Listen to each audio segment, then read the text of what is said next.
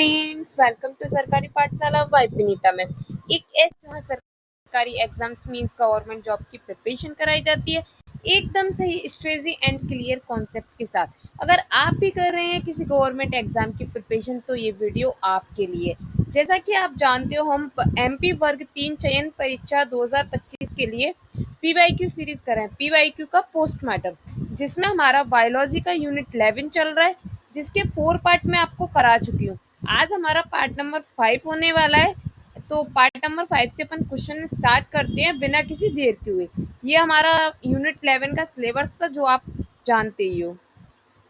चलिए तो फिर आज की क्लास स्टार्ट करते हैं बिना टाइम वेस्ट किए हुए। तो आज हमारा टॉपिक रहने वाले हैं त्वचा एवं उत्सर्जन में इसकी भूमिका। तो किसके ऊपर रहने वाले हैं? तो स्किन और एक्सक्रीशन पर, कि स्किन से कौन कौन से एक्सक्रीशन, कौन कौन से उत्सर्जन निकलते हैं, वो सब कुछ इसमें अपन बताने वाले हैं। ठीक है। तो त्वचा द्वारा कौन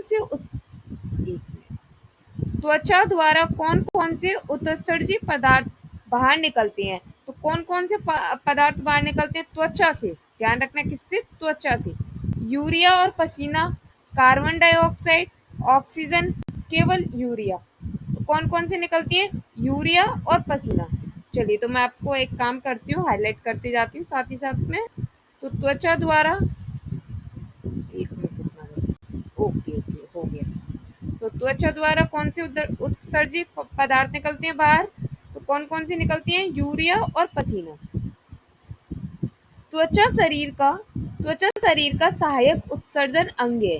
यह पसीने के माध्यम से जल, लवण मतलब जो अपन सॉल्ट बोलते हैं ना, वो NaCl, तथा अल्प मात्रा में यूरिया और यूरिक एसिड को बाहर निकालती है। तो क्या क्या निकालती है? फर्स्ट पसीना निकालती है, और पसीने के माध्यम से क्या क्या निकलता है? जल निकलता है और लवण निकलता है NaCl, और अल्प मात्रा में यूरिया भी निकलता है, और यूरिक अम्ल को बाहर निकालती है। ठीक है। तो स्किन से क्या क्या निकले? तो स्किन बोले पसीना प्लस थोड़ा यूरिया में निकालो। ये इसकी ट्रिक से आप चाहो याद कर सकते हो, नहीं होती कोई बात नहीं। और साथ ही साथ में नोट्स के आप स्क्रीनशॉट भी ले सकते हो, जिससे आपको रिवीजन करने में दिक्कत ना आए। और हाँ, आप सबके लिए एक गुड न्यूज़, अगर आप चाहते हो कि मैं आपको ये पीवाई की जो मैं पोस्टमार्टम सीरीज चल रही है, इसकी आपको PDF चाहिए, तो जैसे ही हमारे चैनल पर 500 सब्सक्राइबर हो जाएंगे तो मुझे लगेगा कि हाँ, मैं क्लास जो बना रही हूँ वो आप सबको पसंद आ रही है, तो मैं इसकी PDF डालना भी स्टार्ट कर दूँगी। ठीक है। कब? 500 सब्सक्राइबर होने के बाद। ओके, ठीक है। चलिए, और आप हमारे टेलीग्राम चैनल से जुड़ जाइए, जिससे वहाँ पे आपको डाटा मिलता रहेगा। तो शरीर का सबसे बड़ा अंग कौन सा है? तो शरीर का सबसे बड़ा अंग कौन सा है? तो वो है त्वचा। त्वचा किस ग्रंथि से पसीना निकालती है? तो पसीना कहाँ से निकलता है? श्वेत ग्रंथि से। तो शरीर का सबसे बड़ा अंग त्वचा क्यों है? क्योंकि पूरी बॉडी पे त्वचा ही होती है, स्किन ही होती है। त्वचा किस ग्रंथि से पसीना निकालती है? तो श्वेत ग्रंथि से। पसीना में कौन सा लवण अधिक होता है? तो NaCl, जो कि सामान्य नमक होता है। इसको बोलते हैं क्या है? तो सोडियम क्लोराइड। क्या बोलते हैं NaCl को? सोडियम क्लोराइड, जो कि साधारण नमक होता है। ठीक है। जब अपन केमिस्ट्री करेंगे तो आपको ये सारे के सारे नेम्स भी याद कराए जाएंगे। ठीक है। त्वचा का कौन सा भाग पसीना बाहर निकलता है? तो त्वचा का कौन सा भाग पसीना बाहर निकालता है? तो वो निकालता है एपिडर्मिस। कौन सा? एपिडर्मिस। त्वचा की कितनी परतें होती हैं? तो कितनी होती हैं? 3। कौन कौन सी? एक तो एपिडर्मिस, जो कि पसीना निकालता है, एक डर्मिस, एक हाइपोथर्मिस। ठीक है। आई होप आपने स्क्रीनशॉट लेते जा रहे होंगे साथ ही साथ। जब तक 500 सब्सक्राइबर नहीं होते हैं तब तक आप स्क्रीनशॉट लेके इसको रिवाइज कर लेना। अभी अपन ने कुछ देर पहले पढ़ा था श्वेत ग्रंथियां, तो ये क्या निकालती है? इनका मुख्य, ये क्या निकालती है पहले तो मुझे बताओ, श्वेत ग्रंथियां क्या निकालती हैं? अभी आपको मैंने पिछले वाले क्वेश्चन में बताया था, देखिए इसमें बताया है। तो श्वेत ग्रंथियां क्या निकाल रही हैं? देखिए, तो त्वचा किस ग्रंथि से पसीना निकालती है? तो श्वेत ग्रंथि से। तो श्वेत ग्रंथि क्या निकालती है? पसीना निकालती है। ठीक है। अगर आप क्वेश्चनों को अच्छे से करोगे ना, तो आप सारे के सारे क्वेश्चन काफी इजीली कर पाओगे। तो श्वेत ग्रंथियां मुख्यतः कहाँ स्थित होती हैं? तो कहाँ पर होती हैं ये? तो यकृत में होती हैं, या त्वचा की डर्मिस परत में होती हैं, या रक्त में होती है, कि श्वसन तंत्र में होती है? हम जानते हैं श्वेत ग्रंथियां त्वचा में होती हैं। त्वचा से रिलेटेड सिर्फ एक ही दिया है, तो ये कहाँ पे होती है? त्वचा की डर्मिस परत में होती है। क्या? श्वेत ग्रंथियां। श्वेत ग्रंथियां त्वचा की डर्मिस परत में स्थित होती हैं और ये ताप विनियमन तथा उत्सर्जन में सहायक होती हैं। जो अपन को टेम्परेचर फील होता है ना, वो भी इसी वजह से होता है। ये सेकंड लेयर है। फर्स्ट लेयर अभी अपन ने पढ़ के आए थे। आप मुझे कमेंट बॉक्स में बताना फर्स्ट लेयर मैंने क्या बताई थी, ठीक है? ये सेकंड लेयर है। चलिए, श्वेत ग्रंथि किसे नियंत्रित करती हैं? तो शरीर के तापमान को, अभी बताया था। श्वेत ग्रंथि किसके द्वारा नियंत्रित होती हैं? तो स्वायत्त तंत्रिका तंत्र द्वारा। शरीर का ताप कितना सामान्य होता है? तो 98.6 डिग्री सेल्सियस या फिर 37 डिग्री सेल्सियस। ये क्या होता है? अपना सामान्य तापमान होता है।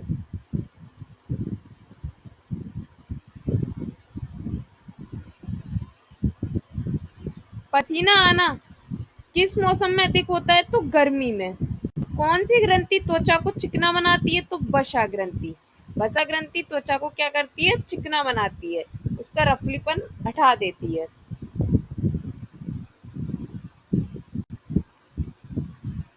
चलिए नेक्स्ट देखते हैं। Question number 83।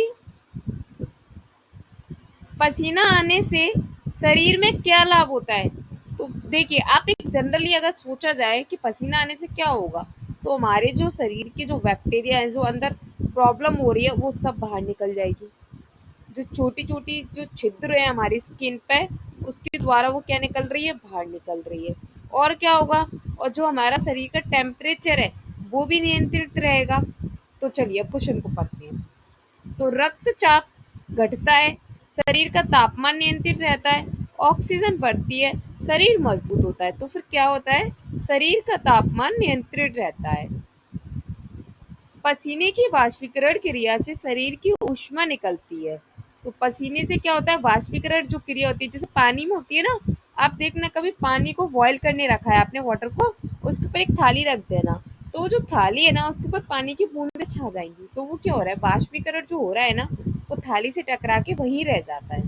ऐसी हमारी स्किन होती है, जो अंदर से वाष्पीकरण हो रहा है ना, वो हमारी स्किन के ऊपर आ जाता है।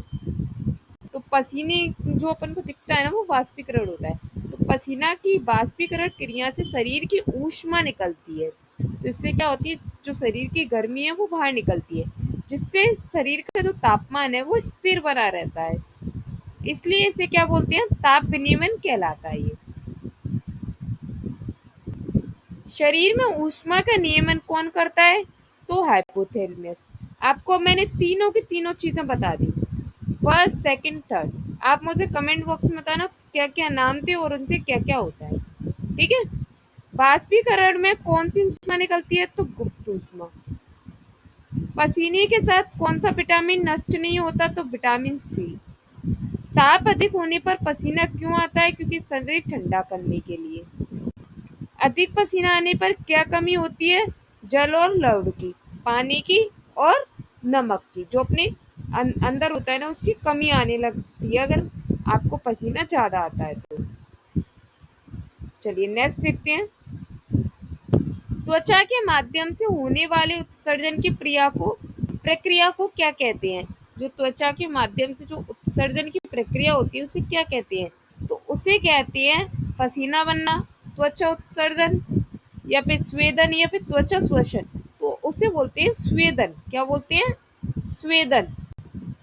ठीक है। स्वेदन वह प्रक्रिया है जिसमें त्वचा में श्वेत ग्रंथियों द्वारा जल, लवण व यूरिया का उत्सर्जन पसीने के रूप में होता है। तो आपको ये अच्छे से अब पता चल गया कि श्वेत ग्रंथियों से हमारा जो पसीना है वो बाहर निकलता है, फिर जो भी जल है, लवण है, जो कि पसीने के अंदर होते हैं, फिर यूरिया है, वो कहा, वो क्या हो रहा है? वो बाहर निकल रहा है, उत्सर्जित हो रहा है। ठीक है। और ये प्रक्रिया को ही अपन क्या कहते हैं? स्वेदन। क्या बोलते हैं इस प्रक्रिया को? स्वेदन बोलती है। ठीक है।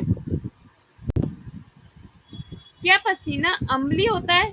अब ये पूछ रहा है कि पसीना कैसा होता है, ये अम्लीय होता है या फिर बेसिक होता है, मतलब एसिडिक है, अम्लीय है, या फिर बेसिक मतलब क्षारीय है, या फिर न्यूट्रल है। न्यूट्रल कितना होता है? 7। मैंने आपसे कल की क्लास में बोला था कि मुझे बताना पीएच वैल्यूज के बारे में, बट आप में से किसी का भी आंसर नहीं आया।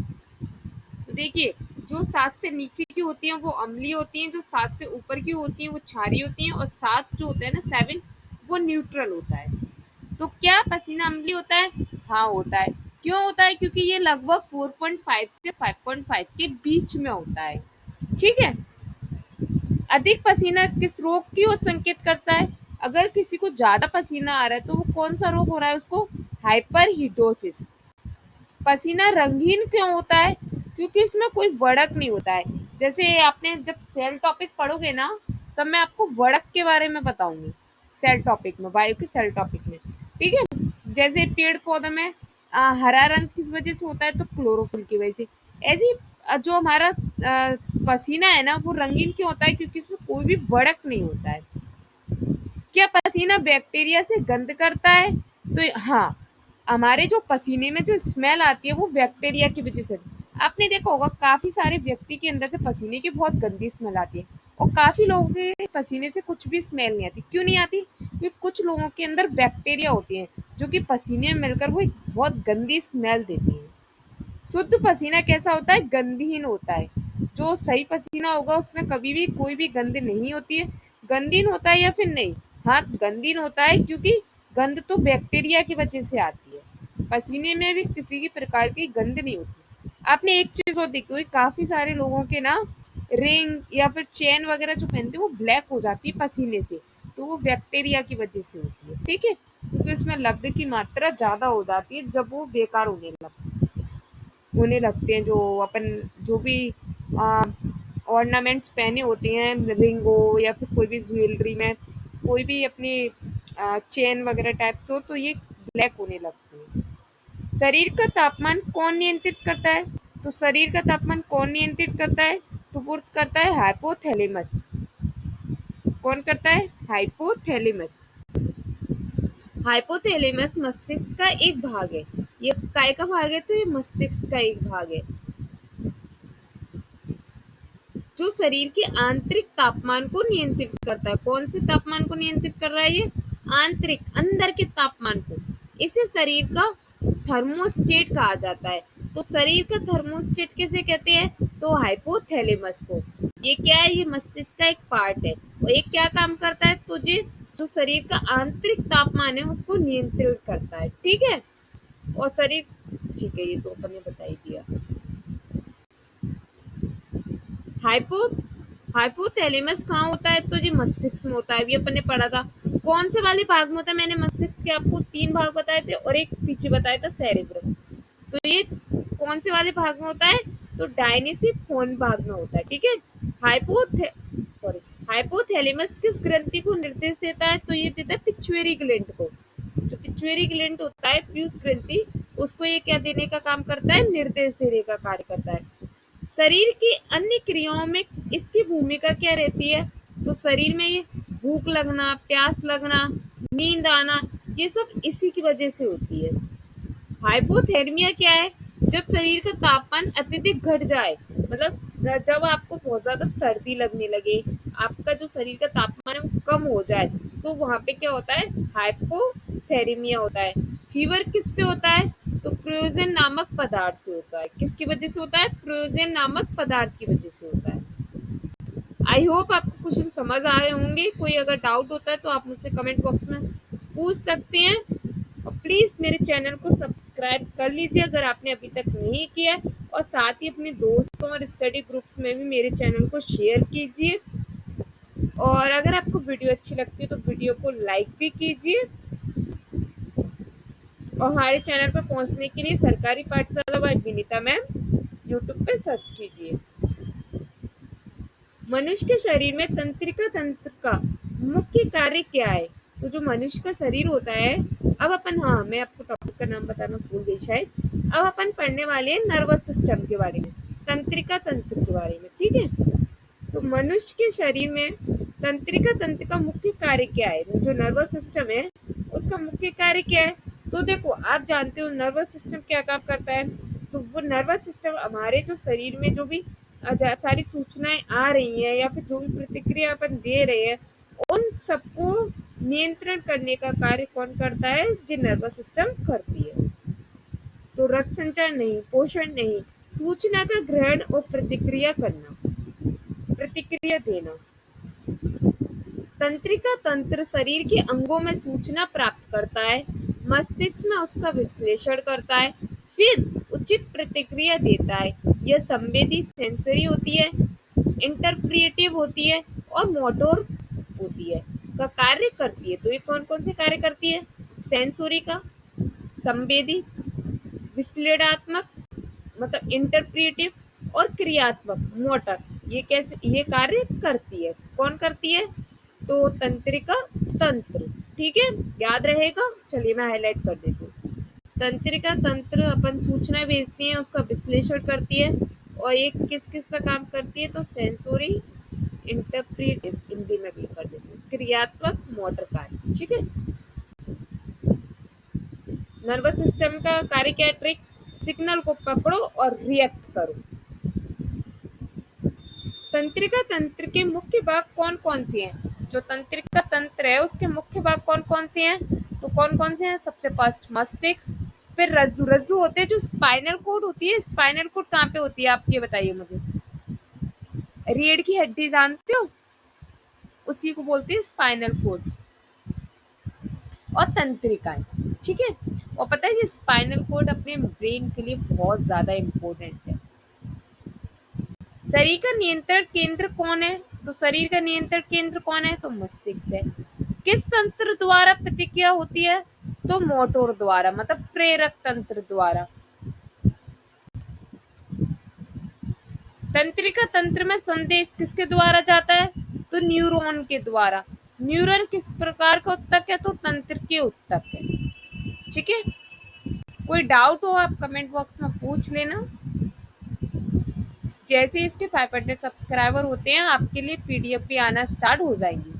ठीक है, पीवाईक्यू सीरीज की, जो पीवाईक्यू पोस्टमार्टम सीरीज लगा रहे हैं अपन, उसकी सारी की सारी पीडीएफ आपको अवेलेबल होना स्टार्ट हो जाएगी। इसलिए आप जल्दी जल्दी से अपने दोस्तों को ग्रुप्स में शेयर कीजिए, जिससे इस पर जल्दी से जल्दी हो जाए और आपको टेलीग्राम चैनल पर इसकी पीडीएफ मिलने लगे। ओके, मस्तिष्क का सबसे बड़ा भाग कौन सा है?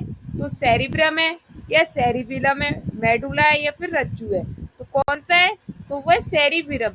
इस टाइप का क्वेश्चन मैं आपको करा चुकी हूँ अगर आपने पिछली वाली क्लासेस की हो तो, लेकिन एक्सप्लेनेशन थोड़ा सा इसमें पढ़ा के दिया है। देखिए, सेरिब्रम मस्तिष्क का सबसे बड़ा भाग है। ये क्या है? मस्तिष्क का सबसे बड़ा। ये कहाँ पे होता है आपको पता है?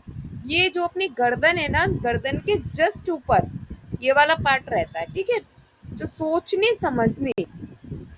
की, समझने की, स्मृति मतलब याद रखने की, निर्णय लेने की, दृष्टि की, श्रवण की जैसी चेतना क्रियाओं को क्या करता है? ये नियंत्रित करता है। बिग ब्रेन तो किसको कहते हैं? सेरिब्रम को। क्यों कहते हैं? ये सोचने वाला भाग है। सेरिब्रम किस क्रिया को नियंत्रित करता है? तो चेतन क्रियाओं को, जो अपन थिंकिंग करते हैं। आप सबकॉन्शियस माइंड सुना आपने? सबकॉन्शियस माइंड, तो जो कॉन्शियस जो माइंड होता है, सबकॉन्शियस माइंड, उस टाइप की जो क्रिया होती है वो सेरिब्रम में ही होती है। ठीक है, सेरिब्रम का कार्य क्या है? तो संतुलन और समन्वय करना। मस्तिष्क किस में सुरक्षित होता है? तो कपाल में, स्कल में। स्कल में ही तो रहता है अपना ब्रेन, खोपड़ी में। सेरिब्रो से, सेरी सेरिब्रोस्पाइनल फ्लूइड कहाँ पाया जाता है? तो मस्तिष्क में और मेरुरज्जा के चारों ओर। मस्तिष्क के कुल कितने भाग हैं? तो 3 है। कौन कौन से? प्रमस्तिष्क, अनुमस्तिष्क और मेडुला। ठीक है, चलिए नेक्स्ट चलते हैं। आई होप आपको क्लास अच्छी लग रही होगी। अगर फिर भी कोई डाउट होता है तो आप कमेंट बॉक्स में पूछ सकते हैं। मैं कोशिश कर रही हूँ कि ज़्यादा से ज़्यादा क्वेश्चन मैं आपको कराने की कोशिश कर रही हूँ, जिससे एक क्लास में ज़्यादा से ज़्यादा क्वेश्चन हो पाए आपके। क्योंकि आप जानते हो हम क्वेश्चनों के साथ में आपको एक्सप्लेनेशन भी दे रहे हैं, कुछ एक्स्ट्रा क्वेश्चन भी दे रहे हैं। मतलब एक क्वेश्चन से आपके 5 से 6 क्वेश्चन आपके क्लियर करने की कोशिश कर रहे हैं। अगर मैं 20 क्वेश्चन भी करा रही हूँ तो 100 प्लस क्वेश्चन तो अपने वैसे भी हो रहे हैं, और साथ ही साथ में आपका पुराना जो है ना उसको भी रिवाइज कराते चल रहे हैं, जिससे आपको डेली रिवीजन भी होता जाए। और अगर आप इन टॉपिक्स को अपने नोट्स में लिखते भी जा रहे हो ना, तो आप उसे डेली रिवाइज करो, पूरा पूरा मत लिखो, फैक्ट बेस में लिखो। जैसे कैसे लिखना है, देखो मैं आपको इस वाले क्वेश्चन से बताती हूँ। जैसे स्पाइनल कोड कहाँ स्थित होती है, तो कहाँ होती है, मेरुदंड में। तो आपने लिख लिया। नर्वस सिस्टम तो आप पहले डाल चुके होंगे चैप्टर का नाम। स्पाइनल कोड अगर आप हिंदी में पढ़ते हो तो मेरुरज्जु कहाँ स्थित है, तो स्थित कहाँ पे, तो डायरेक्ट मेरुदंड में। ऐसे डायरेक्ट लिखो एज अ फैक्ट, जिससे कि आप रिवीजन जल्दी जल्दी उसको कर पाओ।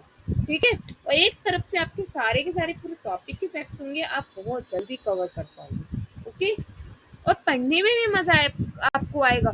और आप जो हमारी क्लासेस चल रही है इसी वे में लिखते जाओ। अगर आपका काफी बार हो जाता है, फिर एक बार क्या करना, 2 की स्पीड में सामने नोट्स रख के उसको कर लेना क्लास में। आपके जो है ना बिल्कुल माइंड में कॉन्सेप्ट क्लियर हो जाएंगे। आपको फिर कहीं से भी बायोलॉजी पढ़ने की जरूरत नहीं होगी। आप ये कहोगे मेरा ये यूनिट 11 तो क्लियर हो गया। ऐसे ही मैं आपकी सारी सब्जेक्ट सारी यूनिट्स कराऊंगी, आप बेफिक्र रहिए। सिर्फ मैं बायो ही नहीं, सारी की सारी सब्जेक्ट्स पढ़ाती हूँ। ठीक है, तो बेफिक्र रहिए और पढ़ते रहिए। तो अपन ने ये क्वेश्चन देखा था कि स्पाइनल कोड कहाँ पे होती है, तो वो होती है मेरुदंड में। तो स्पाइनल कोड एक लंबी तंत्रिकीय संरचना है। आपको मैं बता ही चुकी हूँ स्पाइनल कोड क्या होती है, तो जो अपन रीढ़ की हड्डी कहते हैं उससे बोलते हैं।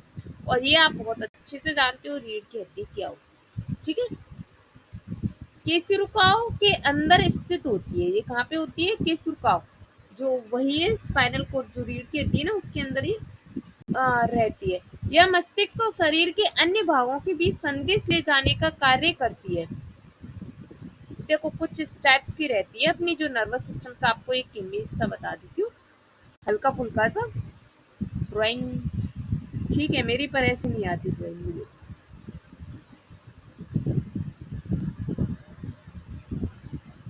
देखो ये अपनी ना रीढ़ की हड्डी है, स्पाइनल कोड। ये अंदर का पार्ट बता रही हूँ, अपन रीढ़ की हड्डी को तो देख पा रहे हैं, लेकिन जो इसी के अंदर होती है। तो ये यहाँ पे अपनी ये होती है, फिर यहाँ पे अपना ब्रेन होता है, सेरिब्रम, और ये ऊपर पूरा खोपड़ी में लगा रहता है। ये यहाँ से तार जा रहा है, एक यहाँ से जा रहा है, एक जहाँ से जा रहा है, मतलब ये सारे के सारे ऐसे ऐसे करके एक एक से जा रहे होते हैं। जैसे तारों का गुच्छा होता है ना, ठीक उसी प्रकार का होता है। अगर आपको फिर भी नहीं समझ आया हो तो आप ना गूगल पे डाल लेना इमेज, नर्वस सिस्टम इमेज, आपको इमेज आ जाएगी और अच्छे से दिख जाएगा। ठीक है, मैं इसमें इमेज इसलिए नहीं लेके आती हूँ, मैं अभी सारा काम अपने मोबाइल से सेल्फ कर रही हूँ, कोई अदर मेरे पास चीज़ें नहीं है। तो इतना सारा चीज़ें फिर कवर करूँगी तो फिर आपकी रोज़ रोज़ क्लास नहीं हो पाएगी, क्योंकि आपकी क्लास करने के लिए मुझे काफ़ी सारा डाटा तैयार भी करना पड़ता है। और फिर अपनी 2 क्लासेस रहती हैं, एक पीवाईक्यू की और एक अपने कॉन्सेप्ट की। तो देखिए स्पाइनल कोड स्पेन के अंदर वायर छोड़ो इसको। स्पाइनल कोड कितनी लंबी होती है, अब इसकी हाइट कितनी होती है, अगर इसको देखा जाए तो स्पाइनल कोड की लंबाई कितनी होती है, तो लगभग 45 सेंटीमीटर। कितनी होती है, लगभग में क्यों दिया है, क्योंकि बॉडी के हिसाब से रहती है। यह किसमें सुरक्षित रहती है, तो केशिरुकाओं में। यह किससे जुड़ी होती है, तो मस्तिष्क की मेडुला से। इसमें कितनी जोड़ी नसें होती हैं, तो 31 जोड़ी। स्पाइनल कोड में कौन सा द्रव पाया जाता है, तो cerebro spinal fluid, CSF, cerebro spinal fluid. ठीक है, चलिए आप स्क्रीनशॉट लेते जा रहे होंगे, कुछ करके आप ले सकते हैं। तंत्रिका तंत्र की इकाई क्या है, तो तंत्रिका तंत्र की इकाई क्या है, तो देखिए मांसपेशियां, हार्मोन, न्यूरॉन या फिर कोशिका। तो वो क्या है, न्यूरॉन है। न्यूरॉन के द्वारा ही तो अपने को मैसेज आते हैं। तो न्यूरॉन तंत्रिका तंत्र की संरचनात्मक और क्रियात्मक इकाई है। ये विद्युत संकेतन के रूप में संदेश का आदान प्रदान करती है। जैसे इलेक्ट्रिसिटी से जाते हैं ना एक तार से तार, मैंने अभी आपको बताए थे, उसी तरीके से अपने माइंड में जो संकेत भेजने का कार्य है ना, ये भी उसी टाइप से ही करती है। तो नर्वस सिस्टम मतलब N, तो N फॉर न्यूरॉन। ठीक है, नर्वस सिस्टम, न्यूरॉन। न्यूरॉन के भाग कौन कौन से हैं? तो कौन कौन से न्यूरॉन में कौन कौन से भाग होते हैं? तो डेंड्राइट, साइटोन और एक्सॉन। न्यूरॉन का सबसे लंबा भाग क्या है? तो न्यूरॉन का सबसे लंबा भाग है एक्सॉन। एक न्यूरॉन दूसरे से कैसे जुड़ता है? तो किसके द्वारा जुड़ रहा है? तो साइनेप्स के माध्यम से। किसके माध्यम से? साइनेप्स के माध्यम से। न्यूरॉन कौन सा ऊतक है? तो तंत्रिकीय ऊतक। जब मैं आपको ना ये चैप्टर्स है ना सारे कॉन्सेप्ट वाले पढ़ाऊंगी ना, तब मैं आपको ये सारी चीजें और क्लियर करती जाऊंगी। अभी अपने पास इतना टाइम नहीं है, क्योंकि आपको पता है 31 अगस्त से एग्जाम स्टार्ट हो जाएंगे, तो इतना टाइम नहीं है कि अपन एक एक चैप्टर का कॉन्सेप्ट कर सके। इसलिए मैं आपके लिए पीवाईक्यू सीरीज लेके आई हूँ। आई होप आप इंजॉय कर रहे होंगे। न्यूरॉन में संदेश किस रूप में जाता है? तो विद्युत आवेग में। ओके, चलिए नेक्स्ट क्वेश्चन देखते हैं। मस्तिष्क किस परत में सुरक्षित होता है? तो कौन सी परत में सुरक्षित रह रहा है मस्तिष्क? तो स्किन में, मांसपेशियों में, मेनिजिस में या फिर खोपड़ी में? तो मस्तिष्क देखो रहता तो खोपड़ी के अंदर है, लेकिन वो पूछ रहा है किस परत में। तो परत कौन सी है? वो मेनिजिस है। ठीक है, मस्तिष्क 3 परतों में यूरेमेटर, एरेक्नोड, पिया मैटर द्वारा सुरक्षित होता है, जिन्हें सामूहिक रूप से मेनिजिस कहा जाता है। ब्रेन की 3 जी ठीक है, तो आपको बता दी। तो मेनिजिस की कितनी परतें होती हैं? तो 3। मस्तिष्क को सुरक्षा कौन देता है? खोपड़ी और मेनिजिस। मस्तिष्क में तरल द्रव कौन सा होता है? तो CSF। फुल फॉर्म अभी आपको बताई थी, कमेंट बॉक्स में बताना। CSF का कार्य क्या है? सुरक्षा और पोषण देना। मेनिजाइटिस का क्या है? तो मेनिजाइटिस का मेनिजिन्स की सूजन करना। मेनिजिन्स की जो सूजन है उसको देखना। चलिए नेक्स्ट देखते हैं। निम्न में से कौन सा भाग स्वैच्छिक क्रियाओं को नियंत्रित करता है? तो कौन सा करता है? तो सेरिब्रम करता है। मैंने आपको काफी बार बताया है कि जो नियंत्रित करने का काम कौन करता है? सेरिब्रम करता है ब्रेन में। जैसे बोलना, सोचना, निर्णय लेना, ये सारे के सारे काम कौन नियंत्रित करता है? तो प्रमस्तिष्क। यह मस्तिष्क का सबसे बड़ा भाग होता है, ये आपको बता चुके हैं। चेतन क्रियाएं कौन नियंत्रित करता है? तो वही है प्रमस्तिष्क। सेरिब्रम क्या नियंत्रित करता है? तो संतुलन आपका। ऑटोनोमिक क्रियाएं कौन नियंत्रित करता है? तो मेडुला। मस्तिष्क का सबसे सक्रिय भाग कौन सा होता है? तो सेरिब्रम। डिसीजन मेकिंग वाला भाग तो वही। ठीक है, चलिए नेक्स्ट चलते हैं 92 पे। निम्नलिखित में से कौन सी नस केवल मस्तिष्क से जुड़ी होती है? कौन सी जुड़ी होती है? तो वो जुड़ी होती है कैनियल नर्व। कैनियल नर्व।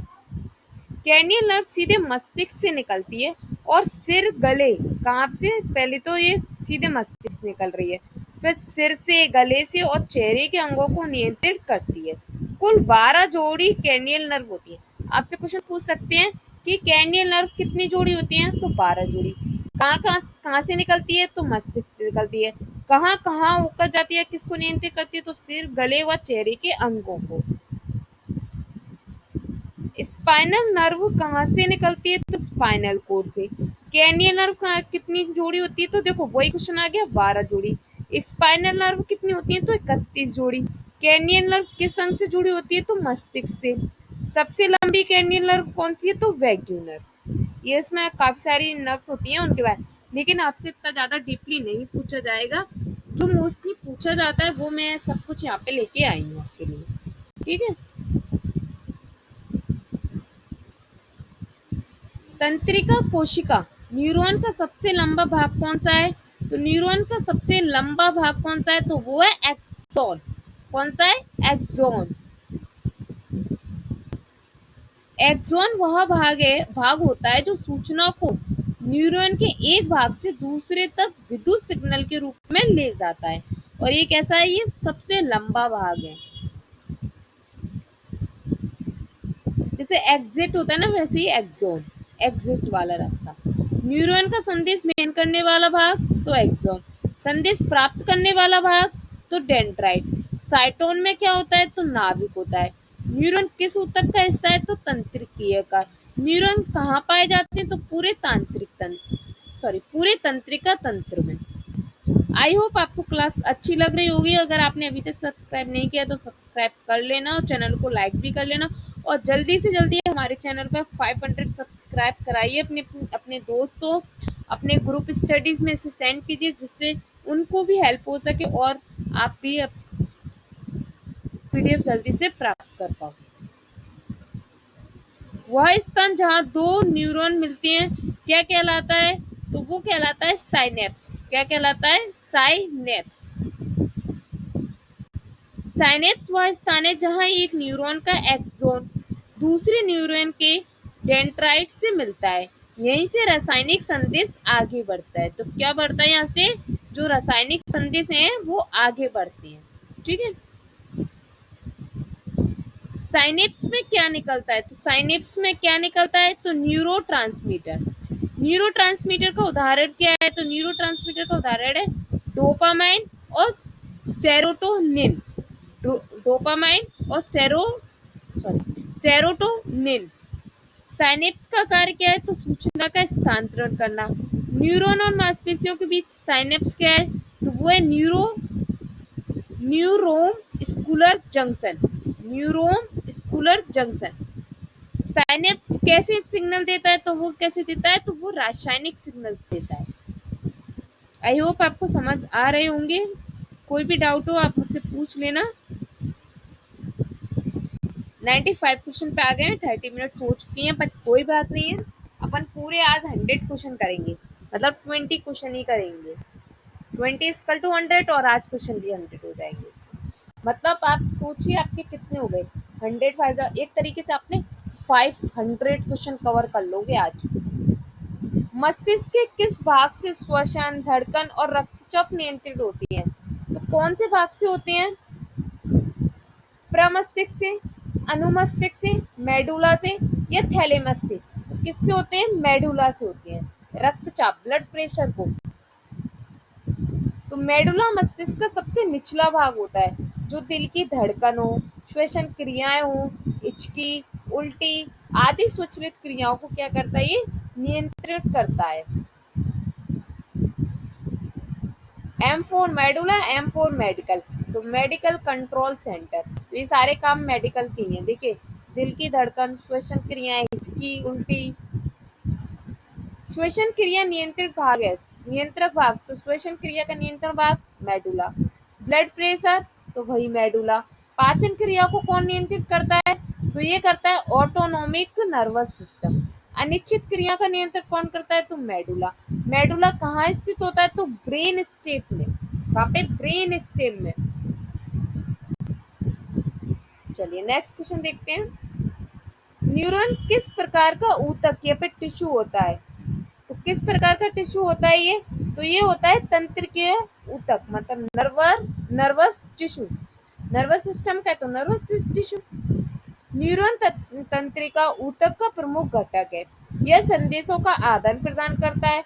ऊतक को मस्तिष्क, रीढ़ की हड्डी और नसों में पाया जाता है। तो ये ऊतक कहाँ कहाँ पे पाया जाता है? ये टिश्यू कहाँ कहाँ पाया जाता है? तो मस्तिष्क में, रीढ़ की हड्डी में और नसों में पाया जाता है।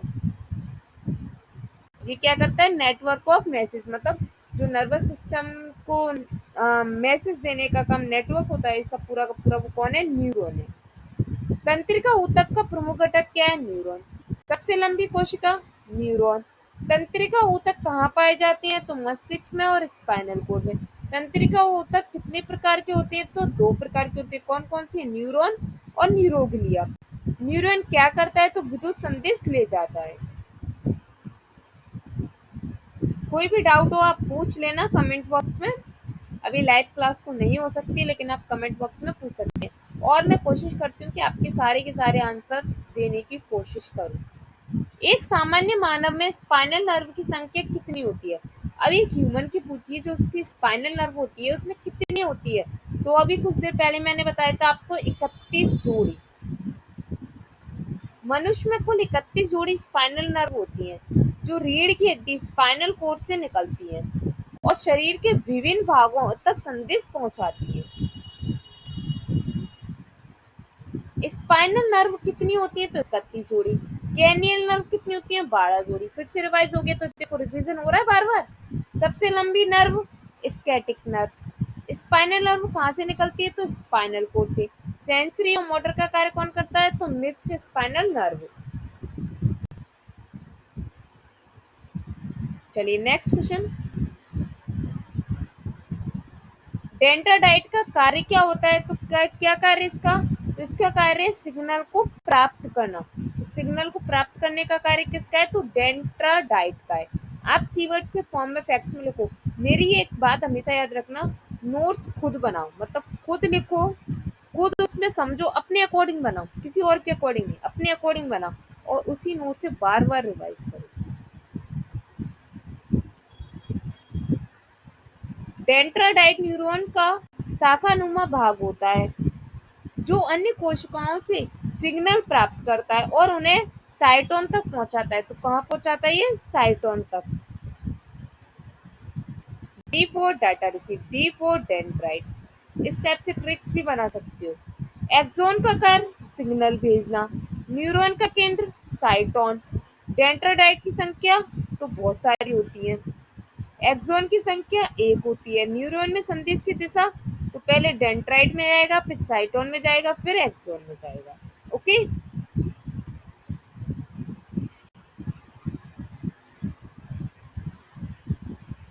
न्यूरॉन की गति को बढ़ाने में कौन सहायता करता है? तो कौन करता है?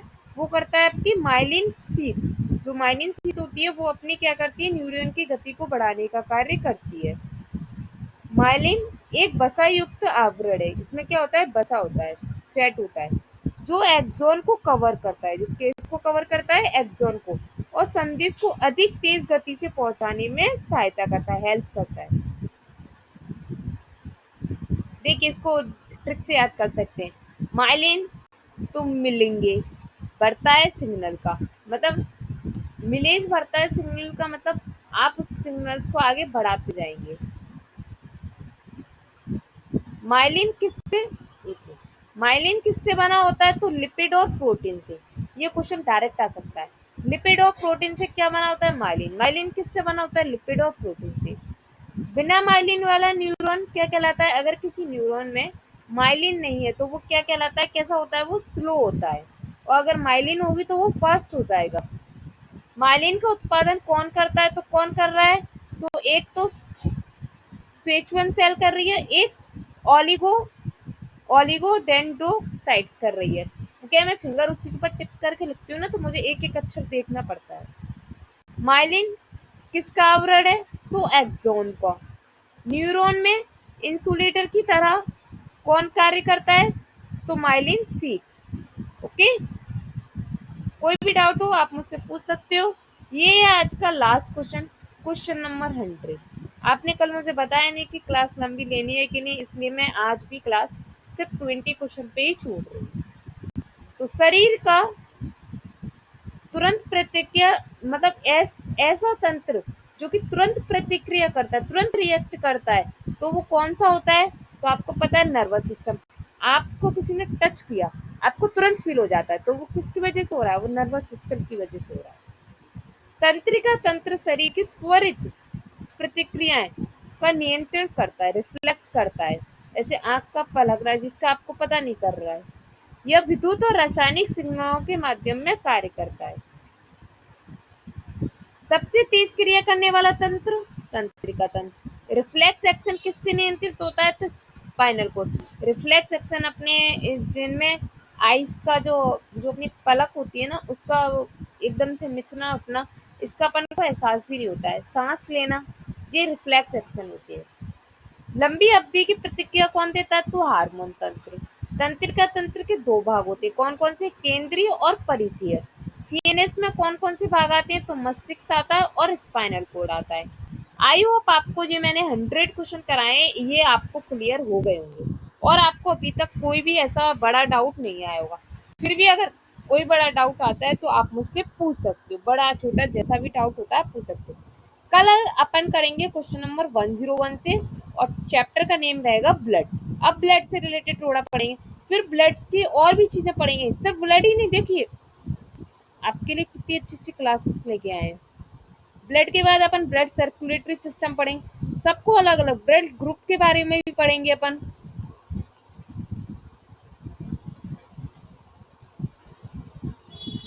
देखिए ब्लड ग्रुप्स के बारे में तो आपको सब कुछ बिल्कुल डीपली कराया जाएगा, बिल्कुल अच्छे से। बस चैनल पे बने रहिए। हर बार यही सवाल आते हैं पर तैयारी अधूरी रह जाती है। इस बार पूरी तैयारी करेंगे। टॉपिक हो कोई भी सरकारी पाठशाला व विनीता मैम पर मिलेगा उसका फुल समाधान। ये हमारा चैनल है, अगर आपने अभी तक सब्सक्राइब नहीं किया तो इसको सब्सक्राइब कर लीजिए, ठीक है। और बेल आइकन को भी प्रेस कर लेना जिससे नोटिफिकेशन आपको मिल जाए करे क्लास का। और वीडियो अच्छी लगे तो लाइक कर देना, कमेंट में अपना फीडबैक जरूर देना और अपने दोस्तों और स्टडी ग्रुप में से शेयर भी करना, और जिससे जल्दी से जल्दी इसका 500 सब्सक्राइबर हो जाए और आपको इसकी पीडीएफ भी मिलने लगे। ये हमारा व्हाट्सएप चैनल है, ये हमारा टेलीग्राम चैनल है, इनकी लिंक मैं डिस्क्रिप्शन में दे दूंगी, आप उनसे जुड़ जाना। तो थैंक यू, मिलते हैं नेक्स्ट क्लास में। आई होप आपको हमारे द्वारा ली गई क्लास अच्छी लगी होगी। ऐसी ही क्लासेस